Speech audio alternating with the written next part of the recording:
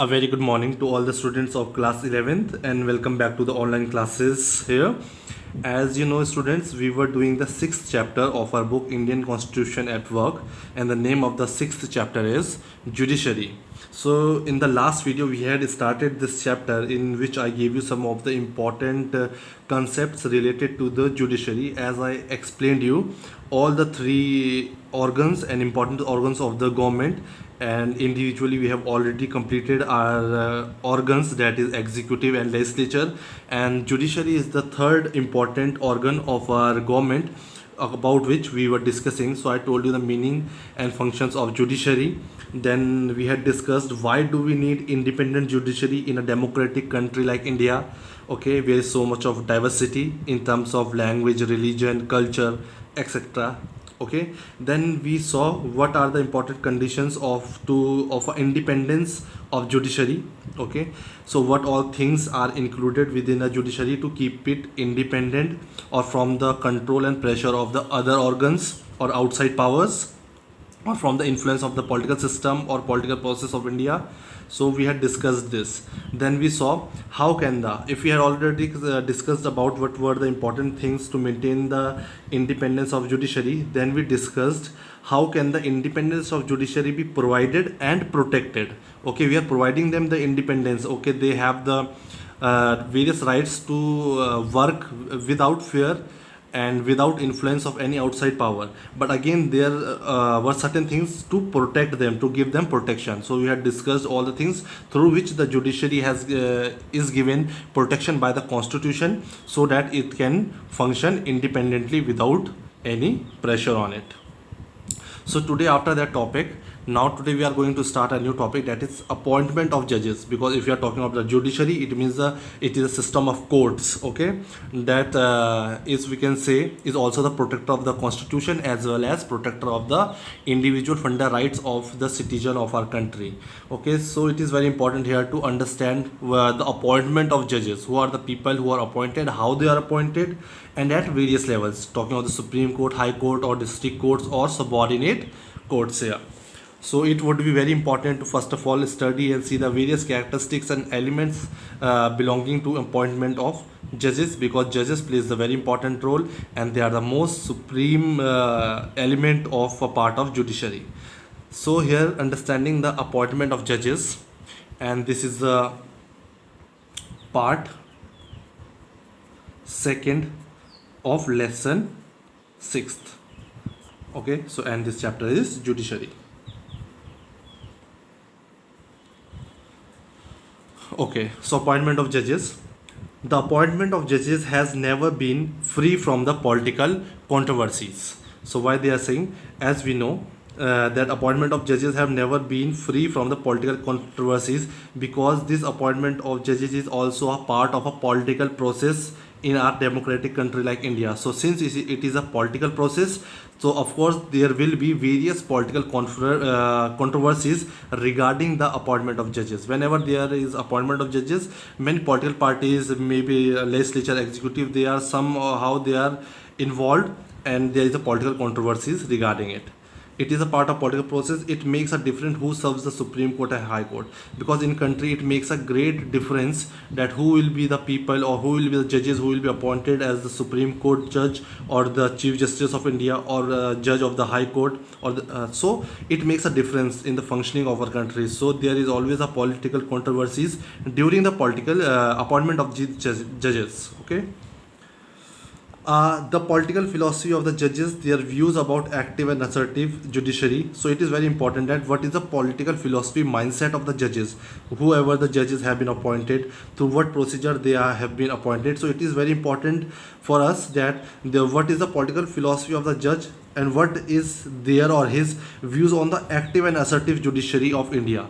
Okay, so what is his thinking and idea and opinion about the active and assertive judiciary of India, or controlled and committed judiciary, have an impact on, because whatever this sort of a judge, whatever political philosophy he has, that will have impact on the face of our legislation, because he will have a direct impact on the fate of the legislation enacted.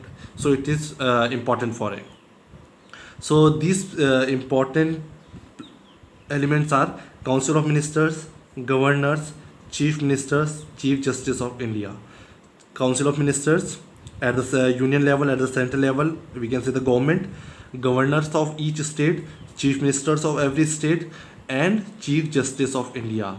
These four are the important, I would say, groups which influence or the appointment of the judges of Supreme Court as well as High Court. All influence the process of judicial appointment. So they have some or the other influence over the appointment of the judges. As far as appointment of Chief Justice of India, so first of all, talking about Chief Justice of India, okay, the highest post in the judiciary, that is the Chief Justice of India. So how he is appointed is concerned over the years. Okay, so this has been a concern over the year. It's written, as far as appointment of Chief Justice of India is concerned over the years, a convention has developed. A convention, a particular pattern, we can say, or a system has been developed whereby the senior most judge of the Supreme Court was appointed as the Chief Justice of India.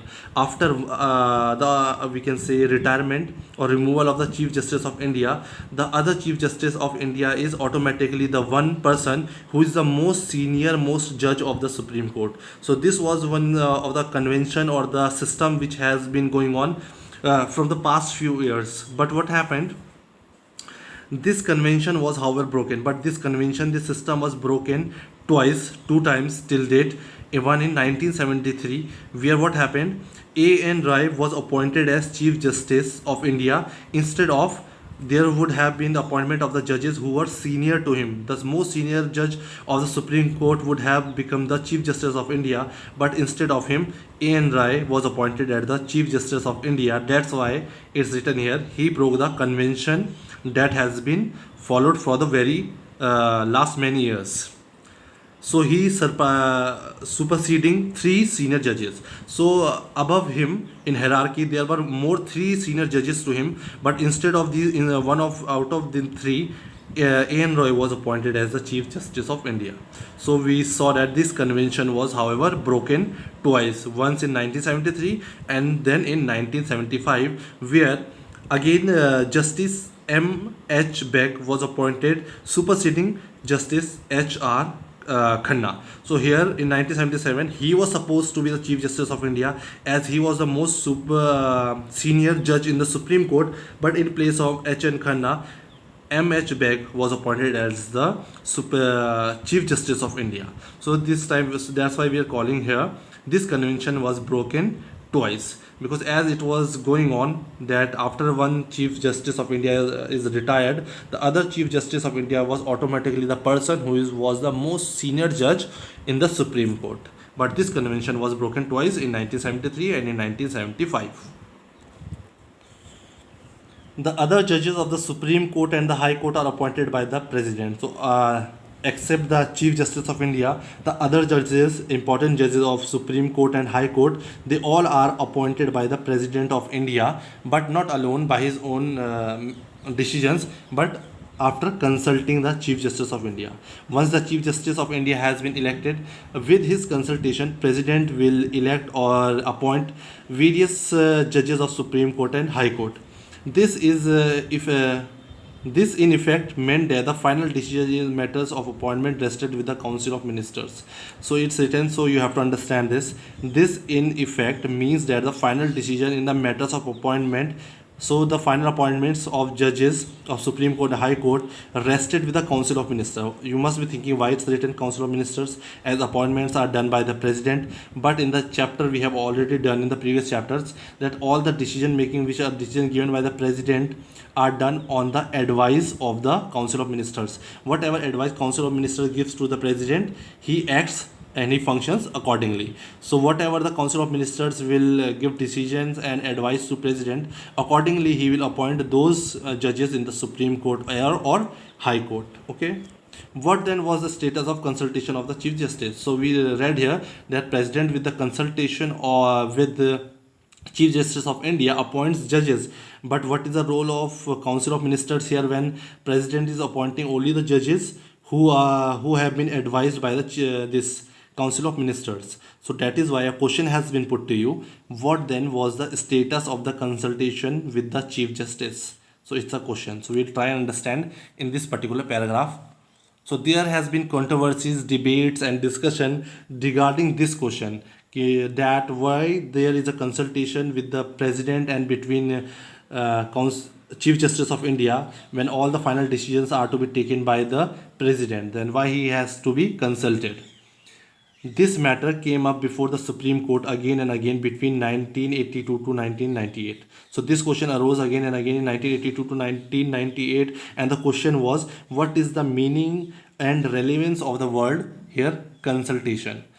When the final appointments are made by the president and on the advice of the Council of Ministers, so what is the role of the Chief Justice of India making consultations with president in the appointment of these judges of Supreme Court and High Court? So initially the court felt that role of Chief Justice was purely consultative. So initially in the starting everyone thought that this role of Chief Justice of India was consultative, and with his consultation the president appoints the judges of the Supreme Court as well as High Court. Then it took a view that the opinion of Chief Justice must be followed by the President. Then many of the things or the people started feeling that the whatever the opinion Chief Justice of India gives to the President, it should be binding on the President. That if Chief Justice of India has given some decision in relation to the appointment of judges of High Court or Supreme Court, it should be binding on the President, that he has to follow it. But finally the Supreme Court has come up with a novel procedure, but Supreme Court had come up with some other idea, some other solution to it or new process it had suggested. So Supreme Court now had suggested that Chief Justice should recommend names of persons to be appointed in consultation with the 4 senior most judges of the court. So they said that this Chief Justice of India should recommend name. He should put forward the names of the persons, not alone, but with the consultation of other 4 senior most judges of the Supreme Court. So now Chief Justice plus 4 senior judges of the Supreme Court, they will recommend the names for the judges to be appointed for Supreme Court as well as High Court. Thus the Supreme Court has established the principle of collegiality. So this I can say this principle where Chief Justice of India plus 4 senior judges of Supreme Court making recommendations to the judges, this system was called collegiality, okay, in making recommendations for appointment. At the moment there is matter of appointment, the decision of the group of senior judges of the Supreme Court carries greater weightage. So if we talk about the current scenario of the that how the appointment of these High Court and Supreme Court judges is done, here these group of senior judges, that 4 judges along with the Chief Justice of India, the weightage is given to the decisions or the recommendations made by them for the recruitments. Thus in matters of appointment to the judiciary, so whenever we are talking about the appointment of the judiciary, that is the judges of the Supreme Court or High Court, the Supreme Court and the Council of Ministers play an important role. So here the Supreme Court, why Supreme Court? That is Chief Justice of India as a part of Supreme Court and the other 4 senior judges of the Supreme Court plus Council of Ministers, where the advice of the Council of Ministers is also binding on the President. All these 2 play a very important role in the appointment of the judiciary. So this is all about the appointment. Now further in this topic we shall see how these judges are removable and what is the procedure to remove them. Okay, now let's try and understand this removal of judges. The removal of judges of the Supreme Court and the High Court is also extremely difficult. Why it is difficult? Because in the very beginning of the first part of this chapter we had studied about the maintenance or the independent judiciary, because it is very important for our judiciary to be independent and free from any pressure or any fear from the other organs of the government or any outside power in the process of political process. So the system has been made in such a way that their removal of the judges of Supreme Court or High Court is very difficult. Although it is not impossible, it is difficult, as judges of the Supreme Court or High Court can be removed only on the grounds of proven misbehavior or incapacity. The reason or the manner in which the Supreme Court or the High Court judges can be removed, it can be only on the grounds if the proven misbehavior, it has to be proved there was some misbehavior done by the judge of a Supreme Court or a High Court, or incapability, okay, he is not able to perform his functions and duties properly and his responsibilities are pending, but he is incapable to perform them. In these two situations, there can be a procedure to remove the judge of a Supreme Court or a High Court, which is not easy at all. And this system has been put up into effect because we have to make our judiciary independent, free from any pressure, because it can be a situation where our judiciary is giving a decisions against some particular political body, and that political group wants to remove that judge. So a system is made in such a way that easily a small group cannot think of removing a judge from his seat or his office. So let's see what is that system. A motion containing the charges against the judges must be approved by special majority in both the houses of parliament. So there will be a motion, or we can say there will be a resolution containing, which will be containing charges, that what are the charges on the judge and why he is being removed, what violations he has done of the constitution, or what misbehavior he has done. So against these judges must be approved, and this resolution or this motion should be approved by special majority by both the houses, in Lok Sabha as well as in Rajya Sabha. It has to pass, this resolution or this motion has to be passed from both the houses, where both the houses with special majority, and we have done this special majority in the previous chapters already. Okay, so this is a situation where a resolution or a motion has to pass from both the houses, but condition is with the special majority, and to bring special majority, this is not a easy task. Do you remember what a special majority means? We have studied this in the chapters on election and representation. We have done it and we have read in detail about the special majority. You can revise it again. It is clear from this procedure that removal of judges is very difficult process unless there is a general consensus among members of a parliament. A judge cannot be removed. Okay. It should be noted that while in making appointments, so now it is important here to note that when we were appointing these judges, we were reading about like chief minister or the governors or the council of ministers or chief justice of India. So all these people were related to executive. So when there is an appointment of the judges, executive plays a important crucial role.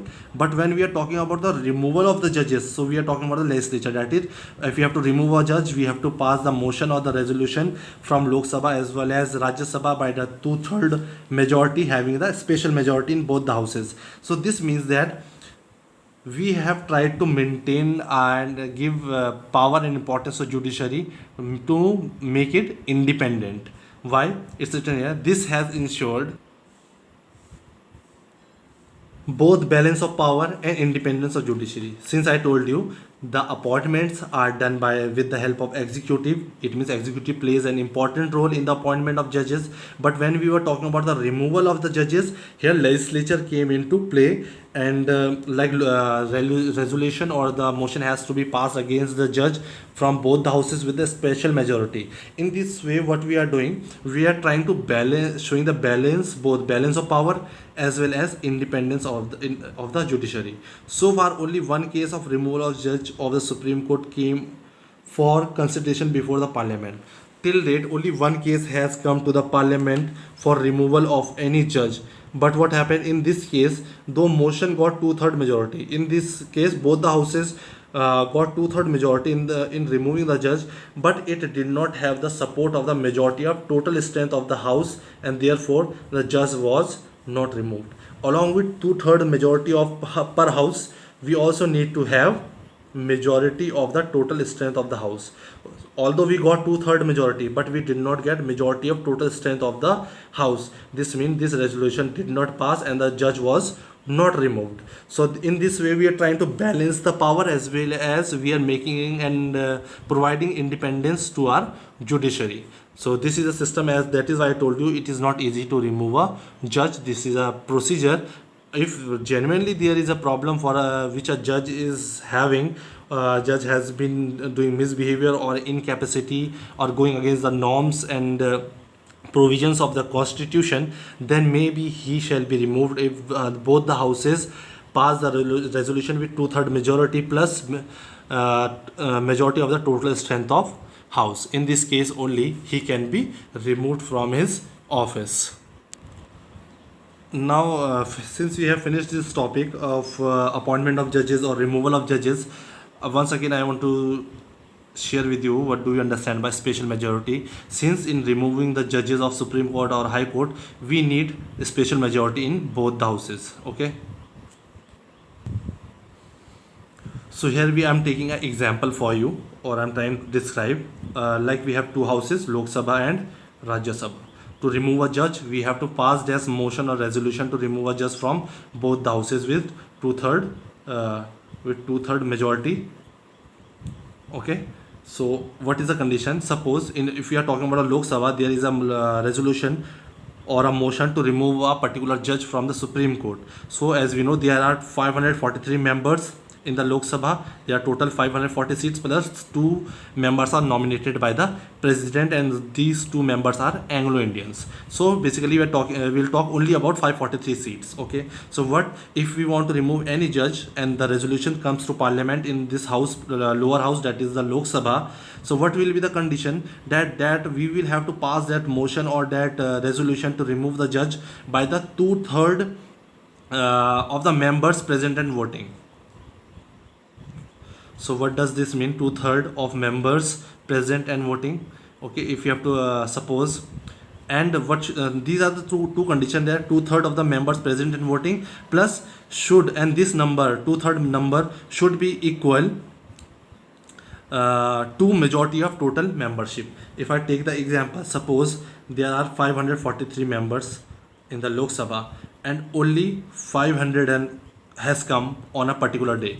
This was a day when the resolution has to be signed and to remove a judge, but that day only 500 members were present in the house. So if we take suppose 334 people voted in support of removal of the judges. Here 334 people wanted to remove the judge from Supreme Court or from the High Court out of these 500. So this should be around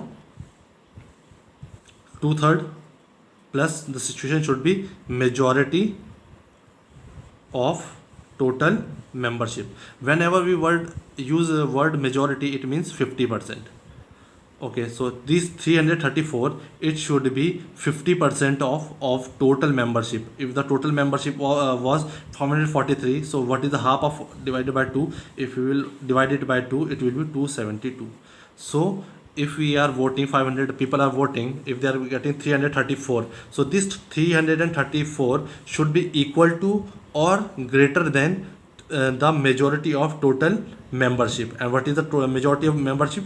272. Since this number 334 is greater than this 272, in this case the motion or the resolution will pass from Lok Sabha, and judge can be removed if the same process is passed from Rajya Sabha also.